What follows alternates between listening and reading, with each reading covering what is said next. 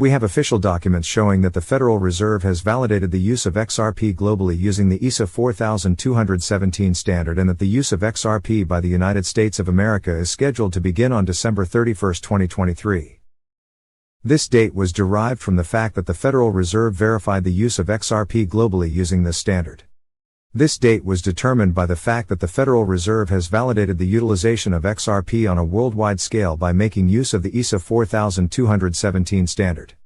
In addition, we have official documents in our possession that state that the usage of XRP by the United Kingdom is scheduled to begin on January 1st of this year. This paperwork, which is one of the most important documents that you can look at and which was sent to me by an independent researcher, is one of the documents that you can view behind the scenes at the same time that the United States of America has decided to use Ripple for CBC. This paperwork is one of the documents that you can view behind the scenes at the same time. An independent researcher provided me with this documentation and submitted it to me. We are starting to see the global powerhouse, the Bank of Japan, start to adopt XRP for use in their international payment systems. When we add that to the fact that the value of XRP must be at least $10,000, we are on the verge of witnessing a revolution in the way that money is distributed around the world. But this is just the beginning of what we are going to talk about today, since there is so much more ground to cover than what we have covered so far. Sign up to become a subscriber to the channel. Now that we've gotten that out of the way, let's go right into the meat of the matter, which is the fact that the Federal Reserve will be obliged, in the most literal sense of the word, to begin embracing XRP as a means of payment. Recently, an independent researcher has come into possession of some highly crucial information that, after conducting a great deal of study and discussing it for a few hours in order for it to make complete sense, the United States Federal Reserve intended to begin taking payments in XRP on a global scale.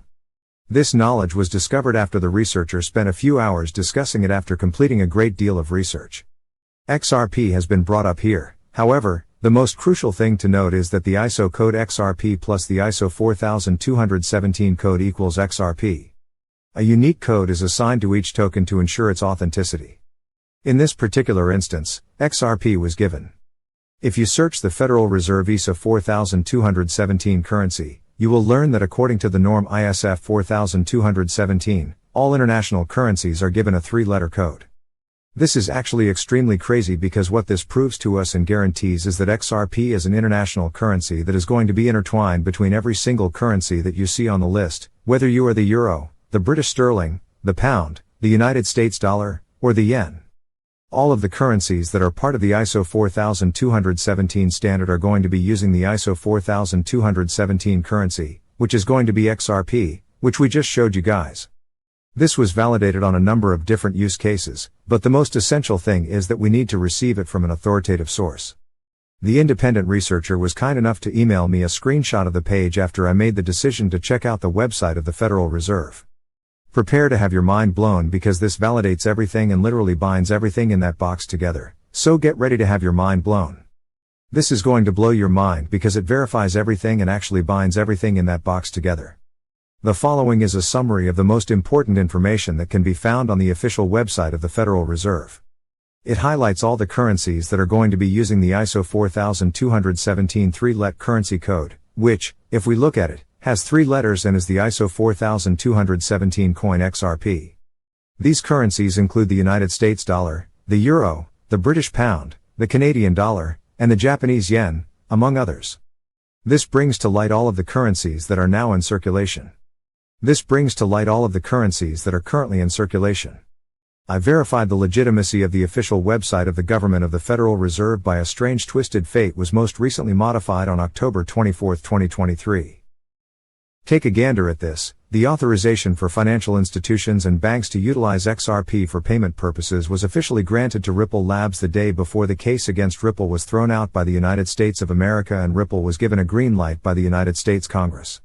Everyone should know that this is not a coincidence. The evidence is immediately in front of our eyes when you consider that the XRP ledger is being used to facilitate the transfer of tons and quadrillions of dollars every single day. What is $10,000 compared to that? Well, it shouldn't come as a surprise when people start to think that a price of $10,000 per XRP is inevitable. In point of fact, $10,000 would be considered extremely reasonable at that level. Now, of course, when we even look at the big picture, we can see that they have agreements with other companies that produce their product. However, the most crucial thing is that even actual exchanges are beginning to acquire XRP. One of these organizations organizations is Uphold, which has made it quite clear that it possesses more than 1 billion XRP, and point of fact, Uphold has made it quite plain that not only do they own more than 1 billion XRP, but they also own more than $1.28 billion worth of XRP. This is a 740 increase over any other cryptocurrency, including Bitcoin, Ethereum, ADA, XLM, and Shiba Inu. But what accounts for that? Because they are under the impression that XRP is required by the banks and that XRP must have an absurdly high value, such as $10,000, in order for it to be used at the scale that it is about to be used at. These people are hesitant to invest when I see the exchanges that are some of the best in line. For example, Uphold truly gives you some of the cheapest fees. My mind is blown when I see the exchanges that are some of the best in line. It blows my mind when I witness those trades. If you click on the link that is provided for you in the description, you will not be required to make any sort of payment at any time. The Securities and Exchange Commission, SEC, sent a request to Judge Torres, asking her to certify for an inter-court appeal to the Second Circuit her judgments that the programmatic sales and other distributions did not constitute a security. This request was issued in response to the SEC's previous request, which was submitted to Judge Torres. This request was addressed to Judge Torres in response to an earlier request that the Securities and Exchange Commission, SEC, had made to him. The following is a list of instances in which a district court has the authority to certify an order for the purposes of an interlocutory appeal. There are strong reasons for a divergence of opinion, and since the order applies to a significant component of the law, an immediate appeal from the order can be made. To a very considerable extent, Torres made the announcement on October 3 that she would not approve the motion in order to move the disagreement closer to its eventual goal of having the judge rule on it. In her conclusion, she emphasized that her ruling on the summary judgment was rendered after much consideration of the heavily disputed factual record and detailed expert reports, and that she considered the totality of circumstances surrounding the various transactions and schemes involving the sale and distribution of XRP that were carried out by the defendants.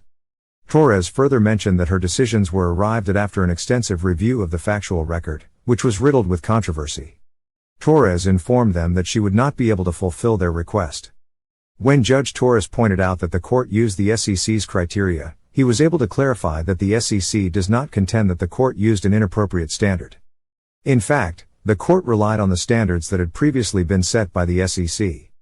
The Ho test and the standard that was submitted by the defendants were both rejected, and a test that was proposed for essential ingredients was also rejected. The Securities and Exchange Commission, SEC, merely argued that the court made an error in its application of the Ho standard to the facts that were included in the record. However, this argument on its own is not sufficient to demonstrate an issue of pure law in order to satisfy a portion of the requirement for an interlocutory appeal. Further citation is required. In a stunning turn of events, Judge Torres went even further and invalidated the argument that the Secretary of the Interior had made, which stated that her decisions are authoritative and serve as a precedent for a significant number of pending challenges. This was a dramatic development. She asserted that the SEC's interpretation was inaccurate because her conclusions were founded on the totality of the circumstances, which included an analysis of the facts, circumstances, and economic realities of the transactions. She argued that this was the reason why her interpretation was more accurate than the SEC's. She accused the SEC of twisting her findings in such a way that they gave the impression that she discovered that offers and sells on crypto asset trading platforms establish a reasonable expectation of rewards based on the efforts of others. She said this was an example of the SEC's misinterpretation of her findings. Since her conclusions were based on the entire set of circumstances that existed, she claimed that the SEC's interpretation was incorrect. Ripple's offers and sells on crypto asset trading platforms were not the deciding factor in the court's decision, as Judge Torres made it quite apparent in his ruling.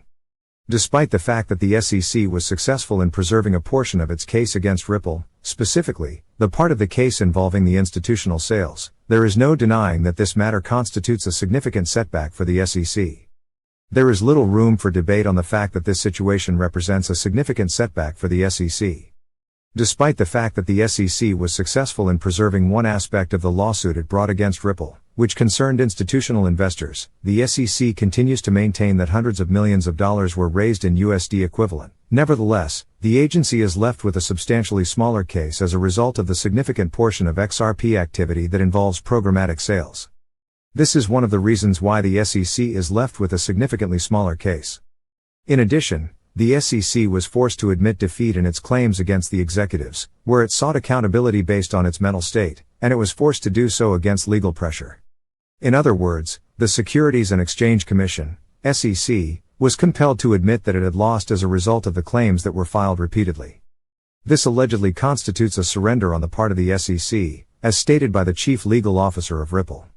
It is common knowledge that the SEC will file an appeal once the case has been heard in its entirety. Despite this, it is difficult to see the verdict as anything other than a significant setback for the agency at this point in time.